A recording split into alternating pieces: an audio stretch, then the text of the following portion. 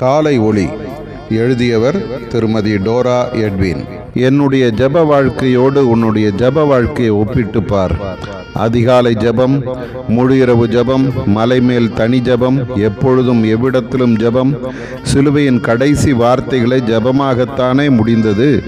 என்னிடத்தில் கற்றுக்கொள், மணித்துளிகளை வீணாக்காதே, சேகரித்து ஜெபத்தில் செலவிடு.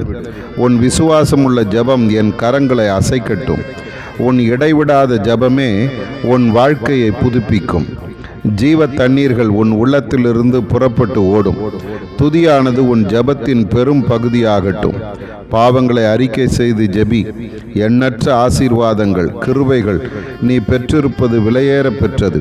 ஆயினும் இலவசமான ரட்சிப்பு, சமாதானம், மன்னிப்பு என்பவைகளுக்காக நன்றி செலுத்து. வெறுங்கையாக இந்த உலகத்திற்கு வந்தாய். இப்பொழுது நீ உனக்கு சொந்தம் என்று எண்ணிக்கொண்டிருக்கிற யாவும் நீ என்னிடம் இலவசமாய் பெற்ற ஈவுகளே. இதை மறந்து விடாதே. உண்மையான ஜெபம் ஒரு கிணறு வெட்டுவதை போன்றது.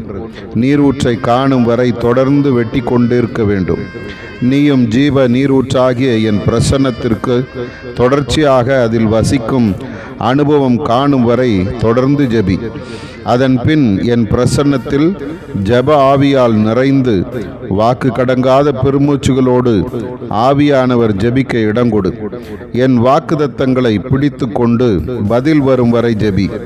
ஜெபத்தில் காத்திரு, பிடிவாதமாய் ஜெபிக்காதே. உன் சித்தமே ஆகட்டும் என்று முழு மனதுடன் ஜெபி.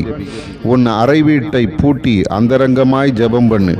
விழித்திருந்து ஜெபி, மன்றாடு.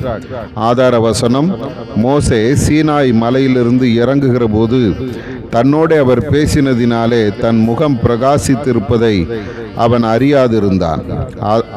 யாத்திராகமம் 34:29.